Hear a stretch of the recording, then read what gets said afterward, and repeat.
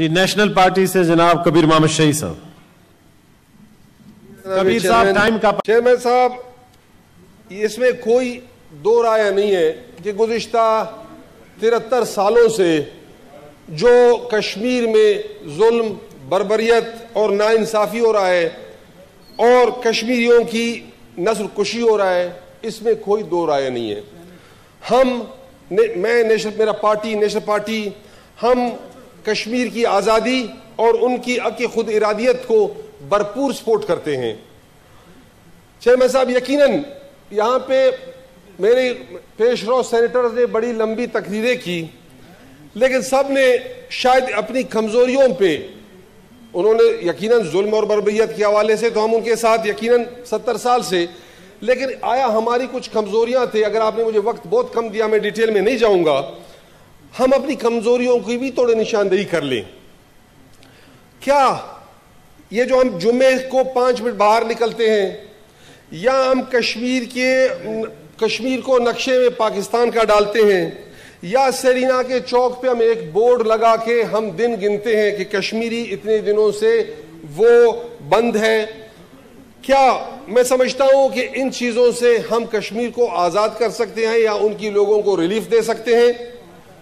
Chairman साहब, गुजारिश है कि अगर मैं समझता हूं कि गुज़िश्ता 70 सालों से यकीनन कश्मीर का यही सिचुएशन रहा है कि जुल्म और बर्बरियत के हवाले से, लेकिन मौजूदा हुकूमत के दौर में दो बड़ी तब्दीलियां हुई, जिसमें आर्टिकल 35A और आर्टिकल 370 जो इसमें अमेंडमेंट किया गया, मैं समझता हूं ये बहुत बड़ी तब्दीली था इस 70-74 सालों में। मैं पूछना चाहूंगा मौजूदा हुकूमत से कि 2 सालों में उसने कश्मीर के लिए किया क्या, सिवाय एक UN में तकरीर के, जो वजीर आज़म साहब जाके UN में एक तकरीर कर चुका है, उसके बगैर उन्होंने किया क्या है कश्मीर के लिए? क्या मुझे ये बताएंगे कि एक किसी मुल्क के पास वजीर आज़म साहब गए उनकी कैपिटल में कि भाई कश्मीर को, उसने कश्मीर के हवाले से हिमायत में लेने के लिए, या हमारी वजीर खारिजा साहब किसी मुल्क की कैपिटल में गए? चेयरमैन साहब, अगर हम आज से 25 साल पीछे जाते हैं, 25-30 साल पहले, आपके मुस्लिम उम्मा के साथ साथ दुनिया के बहुत से मुल्क पाकिस्तान को फॉलो करते थे। आज हमारी फॉरेन पॉलिसी का ये हाल है कि तुर्की का स्टैंड मैं समझता हूं पाकिस्तान से सख्त है कश्मीर के हवाले से, मलेशिया की स्टेटमेंट्स और स्टैंड सख्त है पाकिस्तान से कश्मीर के हवाले से। हमने क्या किया? आज हमने, वो कौन सा मुल्क है, वो कौन सा मुस्लिम उम्मा कि जो हमने उसको कन्विंस कर सके इशू ऑफ कश्मीर पे? चेयरमैन साहब, UAE हमारा मुस्लिम उम्मा, मुस्लिम मुल्क हमारी साथ और हमारी उसके साथ बहुत अच्छे ताल्लुकात। परसों उसके जो इंडिया में बैठा हुआ सफीर है, उसका मैं स्टेटमेंट पढ़ रहा था, उन्होंने वाज़ेह तौर पे ये कहा कि इंडिया ने जो आर्टिकल 370 और उन्होंने आर्टिकल 35A को में जो तरमीम किया उनको वापस दिया, उसने उस इक़दाम को अप्रिशिएट किया। जो UAE भी आज इंडिया के उस इक़दाम को अप्रिशिएट करता है और मुस्लिम उम्मा टोटल आज इंडिया के साथ है इस इशू पे। चेयरमैन, कहां बैठा है हमारी फॉरेन पॉलिसीज, कहां, क्या कर रहा है हमारी फॉरेन ऑफिस, क्या कर रहा है हमारी फॉरेन मिनिस्टर, क्या कर रहा है वजीर आजम?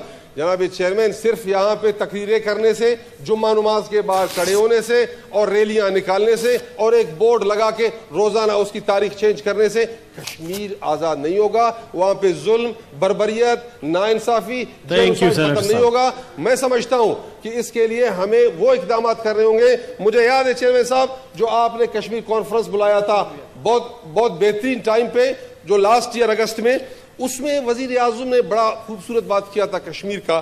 अगर मेरा हाफिजा मुझे धोखा ना दे तो उसने कहा था कि हर सुबह कश्मीरी औरतें अपनी खिड़कियां खोल के देखते हैं कि जी पाकिस्तानी हमारी मदद के लिए आए नहीं आए। मैं नहीं कहता हूं पाकिस्तानी मदद के लिए इस अंदाज में, लेकिन उनका सोच।